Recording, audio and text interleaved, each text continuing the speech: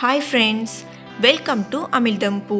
இன்றைய திருக்குறள் கண்ணின்று கண்ணற சொல்லினும் சொல்லற்க முன்னின்று பின்னோக்கா சொல். இதோட விளக்கம் என்ன அப்படின்னா, ஒருவருடைய குறைகளை அவர் முன்னாடியே கடுமையான சொற்களால் கூட நம்ம சொல்லலாம். ஆனால் அவர் இல்லாத பொழுது பின் விளைவுகளை நம்ம நினச்சி பார்க்காம அவர்களை பற்றி குறை கூறுவது மிகவும் தவறானது. இன்னைக்கு ஒரு ஃபுல் லஞ்ச் பிளாக் ரெசிபிஸ் தான் பார்க்க போகிறோம்.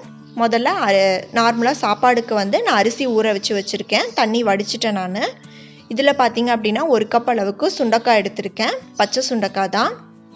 மீதி பார்த்தீங்கன்னா கொத்தவரங்காய் பொரியலும் கோவக்காய் ஃப்ரையும் பண்ண போகிறோம். அதுக்கு மட்டும் கட் பண்ணாமல் வச்சுருக்கேன், அந்த ரெண்டும் மட்டும்.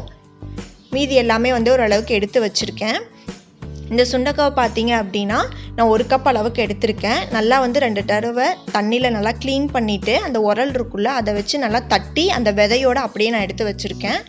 இதில் பார்த்தீங்கன்னா ஒரு நெல்லிக்காய் சைஸ் புளியை ஊற வச்சுருக்கேன். மீதி தேங்காய், தக்காளி, வெங்காயம் எல்லாமே கட் பண்ணி வச்சுருக்கேன். வாங்க எப்படி பண்ணுறதுன்னு பார்க்கலாம். வீடியோவை ஸ்கிப் பண்ணாமல் ஃபுல்லாக பாருங்கள். இதை என் சேனலுக்கு முதல் டைம் பார்க்குறீங்க அப்படின்னா கண்டிப்பாக சப்ஸ்கிரைப் பண்ணிவிடுங்க. வாங்க இப்போ வீடியோக்குள்ளே போகலாம். முதல்ல நம்ம ரைஸை குக் பண்ணிடலாம். அதுக்கு நான் இந்த பாத்திரத்தில் தண்ணி ஊற்றி நல்லா கொதிக்க வச்சுருக்கேன். நம்ம ஊற வச்சு வடிகட்டி வச்சுருக்க அரிசி இப்போ இதில் சேர்த்திக்கலாம். நான் லோ ஹீட்டில் வச்சுட்டு சேர்த்திருக்கேன். இப்போ எல்லா அரிசியும் சேர்த்தியாச்சு. இது லோ டு மீடியம் ஹீட்டில் ஒரு 10லேருந்து 15 நிமிஷம் வச்சா போதும். நமக்கு ரைஸ் சூப்பராக குக் ஆகிடும். நான் 1 கப் அளவுக்கு அரிசி சேர்த்துருக்கேன். இது குக் ஆகட்டும். இப்போ ஒரு மிக்சி ஜாரில் நம்ம அந்த புளிக்குழம்பு பண்ணுறதுக்காக தேவையானதெல்லாம் அரைச்சிடலாம். நான் ஒரு 3லேருந்து 4 டேபிள் ஸ்பூன் அளவுக்கு துருவன தேங்காய் சேர்த்துக்கிறேன்.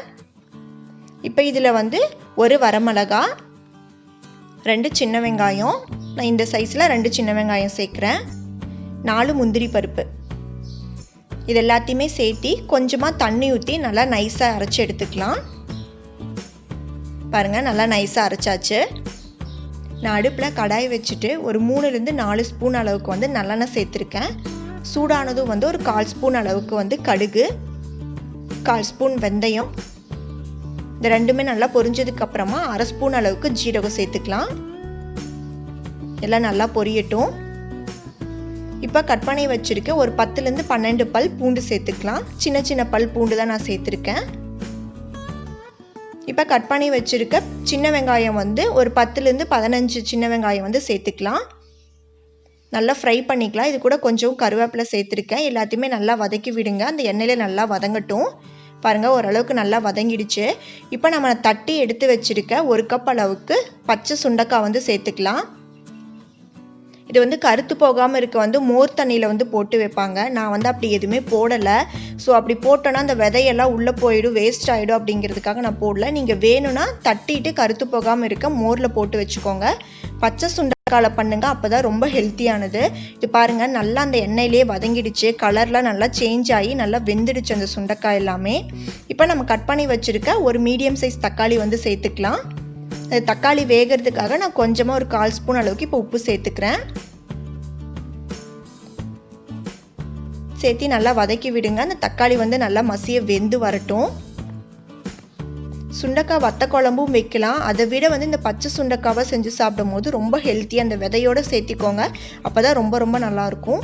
இப்போ ரைஸும் பார்த்தீங்கன்னா குக் ஆகிடுச்சு. நான் இந்த அடுப்பில் மாற்றி வச்சுருந்தேன். இப்போ இது கஞ்சி வடிச்சிடலாம். நான் கொஞ்சம் இந்த டம்ளரில் கஞ்சி எடுத்து வச்சுருக்கேன் அகரன் கொடுக்கறதுக்காக. மீதி ரைஸில் இருக்க கஞ்சி எல்லாமே வடிச்சிட்டேன். இப்போ ரைஸ் ரெடி ஆகிடுச்சு. நான் காய் எல்லாமே கட் பண்ணிகிட்ருக்கேன். அது குக் ஆகிட்டுருக்க சமயத்தில் பார்த்திங்கன்னா தக்காளி நல்லா வெந்துடுச்சு. ஒரு தடவை மிக்ஸ் பண்ணி விட்டுட்டு நம்ம தேவையான மசாலாலாம் இப்போ சேர்த்திக்கலாம். 1/4 ஸ்பூன் அளவுக்கு மஞ்சள் தூள் சேர்த்துக்கலாம். 2 ஸ்பூன் அளவுக்கு கொத்தமல்லி தூள். இந்த ஸ்பூனில் ஒரு 1/2 ஸ்பூன் அளவுக்கு மிளகாய் தூள் சேர்த்துருக்கேன். உங்கள் காரத்துக்கு ஏற்ற மாதிரி நீங்கள் சேர்த்துக்கோங்க. ஏன்னா அரைக்கும் போது நம்ம ஒரு வரமிளகா சேர்த்துருக்கோம். இந்த மசாலாக்காக கொஞ்சமாக தண்ணி ஊற்றி நான் நல்லா இந்த மாதிரி வதக்கி விட்டுக்கிறேன். மசாலா நல்லா குக் ஆகட்டும்.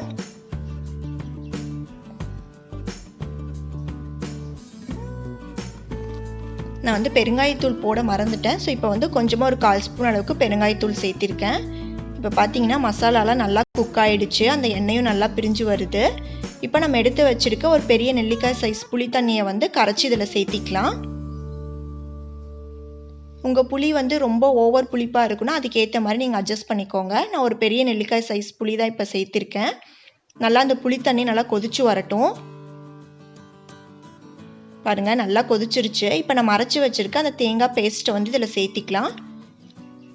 கொஞ்சமாக தண்ணி சேர்த்தி கலந்து சேர்த்திக்கோங்க. அதிகமாக தண்ணி சேர்க்காதீங்க, ஒரு 1/4 கப் அளவுக்கு மட்டும் சேர்த்திக்கோங்க. குழம்பு வந்து கொஞ்சம் திக்காக இருந்தால் தான் இந்த குழம்பு நல்லாயிருக்கும். இப்போ குழம்புக்கு தேவையான அளவு உப்பு சேர்த்திக்கலாம். நல்லா மிக்ஸ் பண்ணி விடுங்க. இப்போ அடுப்பை வந்து மீடியம் ஹீட்டில் வச்சு நல்லா குக் பண்ணிக்கலாம். அந்த எண்ணெயெல்லாம் பிரிஞ்சு வரும்ல, அந்த அளவுக்கு குக் பண்ணி எடுத்துக்கலாம். மூடி வச்சு குக் பண்ணிக்கலாம். நம்ம குக் ஆகட்டும், அதுக்கப்புறமா காட்டுறேன். பாருங்கள் எண்ணெயெல்லாம் பிரிஞ்சு வந்து குழம்பு சூப்பராக ரெடி ஆகிடுச்சு. ரொம்ப திக்காகவும் இல்லாமல் தண்ணியாகவும் இல்லாமல் கரெக்டான கன்சிஸ்டன்சியில் இருக்குது. சாப்பிடும் போது இந்த பதத்தில் இருந்தால் ரொம்ப நல்லாயிருக்கும். இப்போ ஃபைனலாக வந்து கொஞ்சமாக கட் பண்ணி வச்சுருக்க கொத்தமல்லி இலையை வந்து சேர்த்துக்கலாம். ஒரு துண்டு அளவுக்கு வெல்லம் சேர்த்துருக்கேன். ஸோ புளிக்குழம்புக்கு வந்து வெல்லம் சேர்க்கும் போது அந்த டேஸ்ட் வந்து ஃபைனலாக ரொம்ப நல்லா வரும். இப்போ எல்லாமே வெல்லம்லாம் நல்லா கரைஞ்சிருச்சு. நான் அடுப்பை ஆஃப் பண்ணிட்டேன். இப்போ இதை வந்து ஒரு சர்விங் பவுலுக்கு வந்து மாற்றிடலாம். என்னோடய ஹஸ்பண்ட்க்கு வந்து சுண்டக்காய் வந்து ரொம்ப ரொம்ப ஃபேவரட். அது பச்சை சுண்டக்காய்னா ரொம்ப பிடிக்கும்.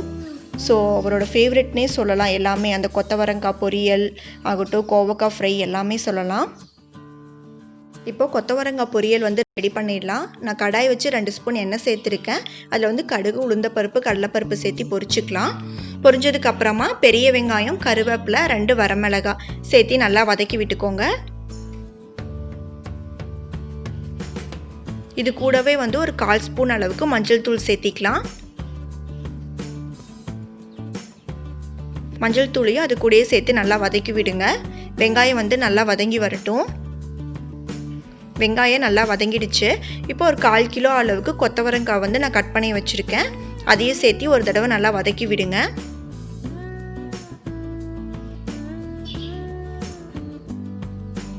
ஒரு தடவை நல்லா வதக்குனதுக்கு அப்புறமா இந்த பொரியலுக்கு தேவையான அளவு நம்ம உப்பு சேர்த்திக்கலாம்.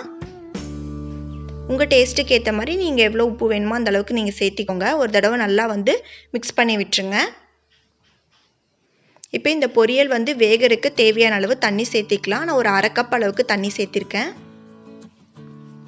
ஒரு தடவை மிக்ஸ் பண்ணி விட்டுட்டு அடுப்பை வந்து மீடியம் ஹீட்டில் வச்சு இதை மூடி வச்சு நம்ம நல்லா வேக வச்சு எடுத்துக்கலாம். இது நல்லா குக் ஆகட்டும். இப்போ பார்த்தீங்கன்னா ஒரு பொரியல் வந்து பாதி அளவுக்கு குக் ஆகிருக்கு. இன்னும் தண்ணி இருக்குது. அது நல்லா ஃபுல்லாக வந்து வற்றினதுக்கப்புறம் நம்ம பொரியல் வந்து ஃபுல்லாக ரெடி ஆகிடும். நல்லா வேகட்டும்.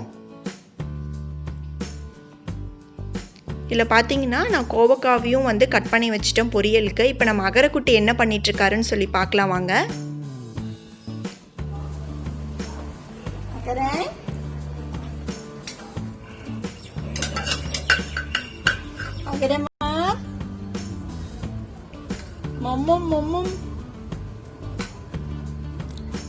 என்ன பண்றீங்க? அம்மாக்கு கிச்சன்ல இருக்க எல்லாத்தையும் கொண்டு வச்சு சமைச்சிட்டு இருக்காரு அவரு. நான் கோவக்காய் கட் பண்ணதுல மீதி வேஸ்ட் இருந்தது எல்லாத்தையும் கொண்டு போட்டு ஹாய் சொல்லு. எல்லாத்துக்கும் சாப்பாடு வேணுமான்னு கேளு. பாய் சொல்லிடு. பாய் பாய். நம்மளோட கொத்தவரங்காய் பொரியல் வந்து சூப்பராக ரெடி ஆகிடுச்சு. நல்லா வெந்து வந்திருக்கு. இப்போ அடுப்பை ஆஃப் பண்ணிவிட்டு தேவையான அளவு வந்து தேங்காய் துருவல் வந்து சேர்த்துக்கலாம். நான் வந்து ஒரு 1/4 கப் அளவுக்கு தேங்காய் துருவல் சேர்க்குறேன். நிறையா சேர்த்துக்கோங்க. இந்த பொரியலுக்கு வந்து ரொம்ப நல்லாயிருக்கும். தேங்காய் வந்து வேக வைக்கணும்னு அவசியம் கிடையாது. நம்ம இந்த மாதிரி அதோட சூட்லேயே வந்து அடுப்பை ஆஃப் பண்ணிவிட்டு ஒரு தடவை நல்லா வதக்கி விட்டுங்க. போதும், அவ்வளோதான், ரெடி ஆகிடுச்சு. இதை வந்து நம்ம வேற ஒரு பாத்திரத்துக்கு மாற்றிட்டு கோவக்காய் ஃப்ரைக்கு வந்து நம்ம ரெடி பண்ணிடலாம்.